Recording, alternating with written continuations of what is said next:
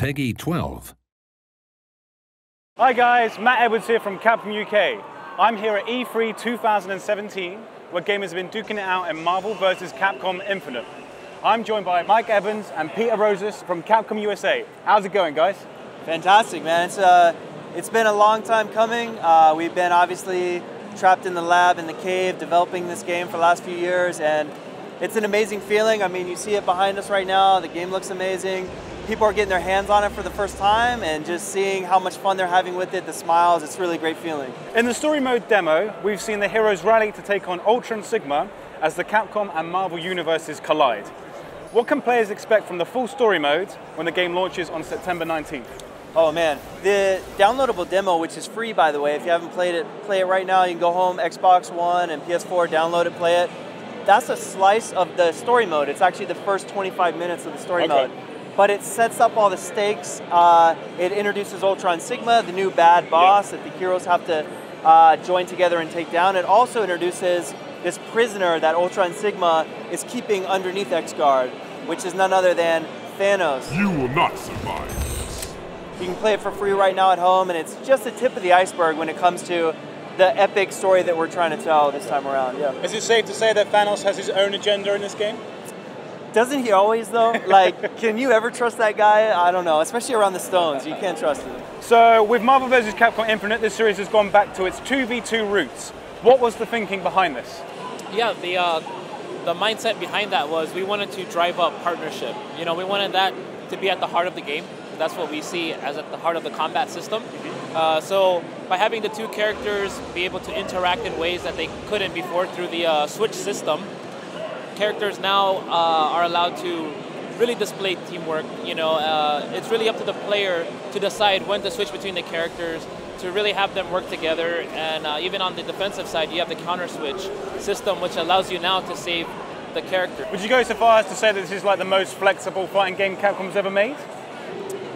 We definitely had that goal. So the goal in the beginning was trying to create a system that just allows you to be as creative as you want. Even though it's very simple on the surface, you press this button, your partner's going to come out. Yep. It allows for tons of creativity. The gameplay is just so open.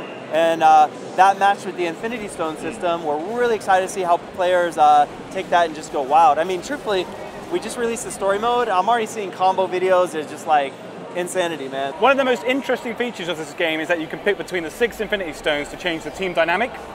If you could add a 7th Infinity Stone to the mix, what would it be called and what would it do? I'd create a stone like Mind Plus or something, you know, where you just mess up their controllers, like just because that's annoying. So not fun. It's just annoying. You know? That's like the worst. Yeah. That is the worst. That is the worst, man. If you wanted a team that was solely focused on dishing out the most stylish and fanciest combos possible, which 2 characters would you pick in the game right now? I think an amazing team would be Dante, Gamora, because as I mentioned, like, we haven't shown a lot of Gamora's gameplay, but if you're talking about styling on people with a ton of different moves and flashy combos, I think that would be quite an awesome team. Dante, because he has a lot of moves, and also Ultron. Yeah, Ultron. Ultron can go into flight mid combos and things like that. So his combos can get pretty long. Who do you reckon would be a good sort of like beginner like team to like pick up just to like learn the basic mechanics? Is there anyone that stands out or? So I would say pick Hulk, like try Hulk out. Okay. And match Hulk with maybe Strider, you know, a smaller, quicker character, and try out maybe the Time Stone, right? So what you're gonna get there is, if you just learn this simple combo, which is pressing Light Punch repeatedly, right? That's going to give you the feel of an air combo, which is like the heart of the Versus series, right? We want everyone to feel that. Way back in the 90s, Japanese comedian Norimaru was a playable character in Marvel's Superheroes vs. Street Fighter. How do you feel about continuing this legacy by making Ono-san a playable character in Marvel vs. Capcom Infinite? If you remember that character in Marvel Superheroes vs. Street Fighter, he was like a salary dude, you know, and he kind of had these, I guess, unique moves. I mean, if we put Ono-san in the game, I mean, he'd have to be super OP, and then he'd probably and he would and, you know, he would hit you with the Blanca. Exactly. Yeah, with the little Blanca. Blanca. Yeah, well, that's like it would be like his soul attack, right? You just any button you press, he just hits you with the Blanca, and it's just like insta kill. The Street Fighter competitive scene is on an all-time high right now with Capcom Pro Tour, E-League, ESL, and Red Bull Kumite, to name a few. Do you see Marvel vs. Capcom Infinite going down a similar path?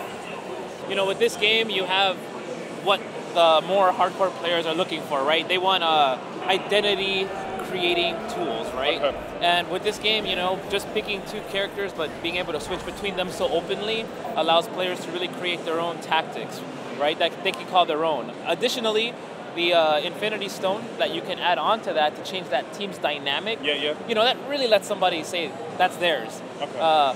Also, what hardcore players are looking for is a return on their investment, right? Their time investment. With this game, you know, if you're in practice mode and you learn what the characters can do, you can create like really interesting combos and tactics. But if you study what the opponent's doing and how to get around their things and which stones counter what stones and things like that, you get a return there. So there's a lot of strategic elements present, which is what will keep the game going in the long term. Cool, well, thanks very much for talking to me both. Cool, thanks. Cool, cheers. Yep. I'll see you guys next time. Yeah.